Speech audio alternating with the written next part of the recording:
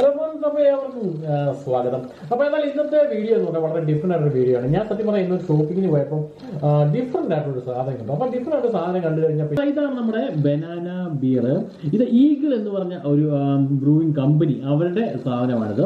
സത്യം പറഞ്ഞാൽ ഇത് ഇംഗ്ലണ്ടിന്റെ ഒരു പ്രോഡക്റ്റ് അല്ല. ഈ പ്രോഡക്റ്റ് സത്യം പറഞ്ഞാൽ ഇറ്റലിയുടെ ഒരു പ്രോഡക്റ്റാണ്. എന്താണെങ്കിലും അവർ പടം തന്നെ കാണിച്ചേക്കുന്നത് നിങ്ങൾക്ക് കണ്ടോ, നല്ല രസമല്ലേ.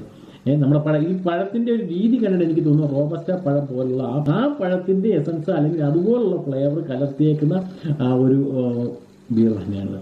ഓക്കെ, അപ്പൊ ഇതാണ് ഇതിന്റെ ഡീറ്റെയിൽസ്, പുറത്തു നിന്നുള്ള ഡീറ്റെയിൽസ്. ബാക്കി ഡീറ്റെയിൽസ് ഇവിടെ കൊടുത്തിട്ടുണ്ട്. ഇവിടെ മെയിൻ കണ്ടന്റുകൾ ഇവിടെ എഴുതിയിട്ടുണ്ട്. ഇതിനകത്ത് പറഞ്ഞു ഇതിൻ്റെ അത് ബാർലി ഇറങ്ങിയിട്ടുണ്ട്. സ്വാഭാവികമായിട്ടും ബിയറിനകത്ത് ഇറങ്ങിയ ബാർലി, ബാക്കിയുള്ള കണ്ടന്റുകളെല്ലാം ഹോപ്സ്, അങ്ങനെയുള്ള കണ്ടന്റുകളെല്ലാം. അല്ലാതെ ഹോപ്സ് എന്ന് പറഞ്ഞാൽ ബിയറിന്റെ ഒരു പ്രത്യേക ടിപ്പിക്കൽ ടേസ്റ്റ് വരാൻ വേണ്ടി ഉപയോഗിക്കുന്നതാണ് ഹോപ്സ് എന്ന് പറഞ്ഞാൽ. അതെല്ലാം മിക്ക ബിയറിലും ഉപയോഗിക്കുന്ന സാധനം തന്നെയാണ്.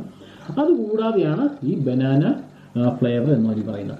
ഇനി നമ്മൾ ഒട്ടും താമസിക്കുന്നില്ല, ഇതൊന്ന് ഓപ്പൺ ചെയ്യാൻ പോവുകയാണ്. അതിനുശേഷം കഴിച്ചു നോക്കാം. ഓക്കെ, നിറം, ഗുണം, മണം എങ്ങനെയുണ്ടെന്ന് നോക്കാം. ഓക്കെ, അപ്പൊ എന്തായാലും മൊത്തത്തിൽ ഒരു മഞ്ഞമയമാണ്, അതായത് പഴത്തിന്റെ മഞ്ഞ നിറത്തിലുള്ള ആ ഒരു മഞ്ഞമയം. അപ്പൊ നമുക്ക് ഒട്ടും താമസിക്കുന്നില്ല, ഇതിനെ ഒന്ന് ഓപ്പൺ ചെയ്യാം. നമുക്ക് ഒന്ന് ഓപ്പൺ ചെയ്ത് നോക്കാം. ഓപ്പൺ ചെയ്താൽ നമുക്ക് സ്മെല്ല് ചെയ്യണം. ആദ്യം മണത്ത് നോക്കിയാൽ ഞാൻ പറഞ്ഞ സാധാരണ ഒരു ബിയറിന്റെ ഒരു സ്മെല്ലാണ്. നമുക്ക് എല്ലാവർക്കും അറിയാം, തണുത്ത് ചീട്ട് അയക്കുന്ന ഒരു ബിയറിന്റെ സ്മെല്ല് അറിയാലോ.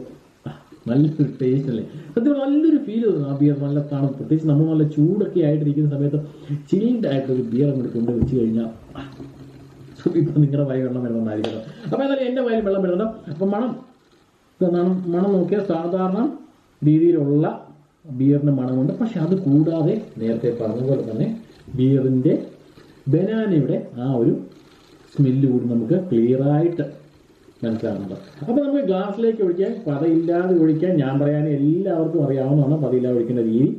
അപ്പൊ അതാ ഇതുപോലെ നമ്മളൊന്ന് ഒഴിക്കുക. അപ്പൊ ഇങ്ങനെ ഒഴിക്കുമ്പോൾ തന്നെ നമുക്ക് കുറച്ചുകൂടെ മണം വരുന്നുണ്ട്. ശരിക്കും മണം വരുന്നുണ്ട്.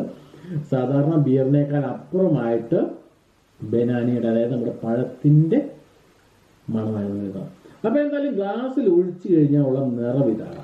ഓക്കെ, സത്യം പറഞ്ഞാൽ നിറം കണ്ടു കഴിഞ്ഞാൽ സാധാരണ ഒരു ബിയർ പോലെ തന്നെയൊക്കെ നമുക്ക് തോന്നുന്നു, അല്ലാതെ കൂടുതലായിട്ട് എനിക്ക് തോന്നുന്നില്ല. ഞാനൊരു പ്രതീക്ഷിച്ചിട്ട് ലൈറ്റ് കളറാണ് ഞാൻ പ്രതീക്ഷിച്ചത്. പക്ഷെ എന്താണെങ്കിലും ഈ കളറാണ്. അപ്പൊ നമുക്ക് ഇനി രുചിച്ച് നോക്കാം, അന്നേരം മാത്രമേ കൂടുതൽ ഡീറ്റെയിൽസ് അറിയാൻ പറ്റുള്ളൂ. കുറച്ചുകൂടി ഡീറ്റെയിൽ ആയിട്ട് ഞാൻ കാണിച്ചു തരാം. ഇതാണ് നമ്മുടെ ബോട്ടില്, അതോടൊപ്പം തന്നെ നമ്മൾ ഒഴിച്ചേക്കുന്ന ബിയർ. ഇതാണ് കളർ. അപ്പോൾ നമ്മൾ രുചിച്ച് നോക്കാൻ പോകണം. നമുക്ക് നേരത്തെ പറഞ്ഞ പോലെ മണം നല്ലതായിട്ട് ആ ബിയറിലും പ്ലസ് നമ്മുടെ ബനാനയുടെ മണമുണ്ട്.